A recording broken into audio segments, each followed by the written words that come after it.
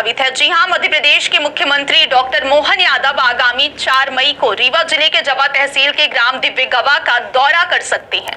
CM यहां शासकीय महाविद्यालय के नवनिर्मित भवन का लोकार्पण करेंगे और एक विशाल आम सभा को संबोधित करेंगे। मुख्यमंत्री के संभावित दौरे को लेकर तैयारियों को अंतिम रूप दिया जा रहा है। सिरमौर विधायक दिव्यराज सिंह, कलेक्टर डॉक्टर प्रतिभा पाल और पुलिस अधीक्षक विवेक सिंह ने कार्यक्रम स्थल, हेलीपैड और महाविद्यालय परिसर का निरीक्षण किया है। कलेक्टर ने संबंधित अधिकारियों को आवश्यक दिशा निर्देश भी जारी किए हैं। कलेक्टर प्रतिभा पाल ने कहा कि कार्यक्रम में बड़ी संख्या में आमजन की उपस्थिति संभावित है। ऐसे में बैठने की व्यवस्था, पेयजल सुविधा, मेडिकल सहायता और सुरक्षा के लिए उचित प्रबंध किए जाएंगे। वाहनों की पार्किंग व्यवस्था भी व्यवस्थित ढंग से की जाए। उन्होंने मंच व्यवस्था, साउंड सिस्टम और अन्य तकनीकी तैयारियों को समय से पूरा करने के निर्देश दिए हैं। कलेक्टर ने यह भी स्पष्ट किया है कि मुख्य मंच पर केवल अधिकृत सूची में शामिल लोगों को ही प्रवेश दिया जाएगा।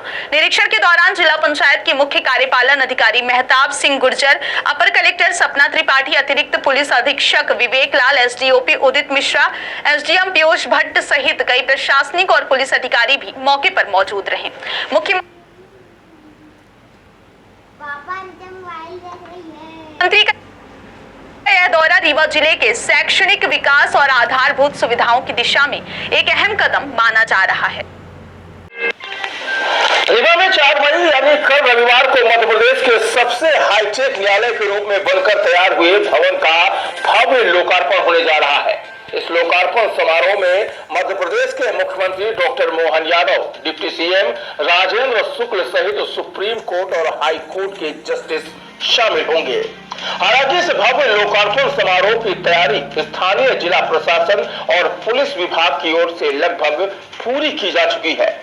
लोकार्पण समारोह में वीवीआईपी के रीवा आगमन के दौरान सुरक्षा व्यवस्था का जिम्मा रीवा एसपी विवेक सिंह ने 2 एडिशनल एसपी को सौंपा है।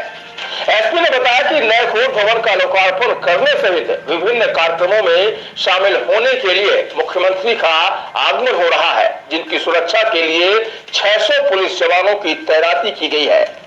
एसपी ने बताया कि वीवीआईपी के आगमन पर कई रूटों को डाइवर्ट भी किया गया है। हालांकि वीवीआईपी का मूवमेंट खत्म होने के बाद ही डाइवर्ट रूट को सुचारू रूप से चालू कर दिया जाएगा। बहुत ही हर्ष की बात है कि रीवा जिले को 2 बड़ी सौगातें मिल रही है। पहला है कि एक बहुत ही अत्याधुनिक कोर्ट बिल्डिंग मिल रही है, बड़ा परिसर है और उसका कल शुभारंभ रहेगा, उसका इनॉग्रेशन रहेगा, जिसमें माननीय सीएम साहब रहेंगे, डिप्टी सीएम साहब रहेंगे और माननीय सुप्रीम कोर्ट के जस्टिसेस रहेंगे, हाई कोर्ट के जस्टिसेस रहेंगे और अन्य कई सारे गणमान्य व्यक्तिगण सभी लोग उसमें आएंगे। तो उसका एक शुभारंभ रहेगा। साथ ही साथ जो हमारी राज निवास में एक नई बिल्डिंग बनी है, उसका एक शुभारंभ माननीय सीएम साहब, डिप्टी सीएम साहब द्वारा किया जाएगा।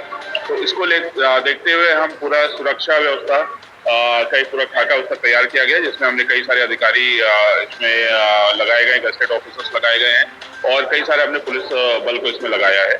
और इसके साथ साथ एक और चीज़ है कि कल नीट की परीक्षा भी है। तो ये पूरा कार्यक्रम जो सुरक्षित माहौल में हो, सुविधा मुक्त माहौल में हो, जो हमारे नीट के परीक्षार्थी उनको भी ज़्यादा से कम हम असुविधा हो, उसका भी हम पूरा ध्यान रखने को प्रयास करेंगे। एक सभी से आग्रह ये रहेगा कि जो पुलिस के ट्रैफिक पॉइंट्स हैं, डाइवर्जन रहेंगे, उनका पालन करेंगे। वो सभी आपकी सुविधा के लिए ही बनाए गए हैं, क्योंकि कई सारे हमारे सेंटर्स हैं जो वीआईपी मूवमेंट रूट में पड़ सकते हैं। तो इसके लिए हम लोग कई जगह पॉइंट्स लगाए गए हैं कि अगर किसी को जाना है तो इस पर्टिकुलर रूट का यूज कर सकते हैं या यहाँ जा सकते हैं।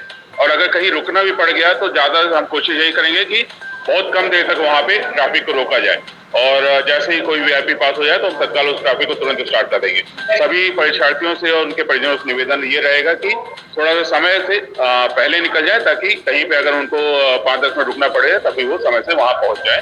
बाकी अगर किसी के पास कार्ड है या उसका परीक्षार्थी है वो अपना कार्ड दिखाएगा तो हम कोशिश करेंगे कि उसको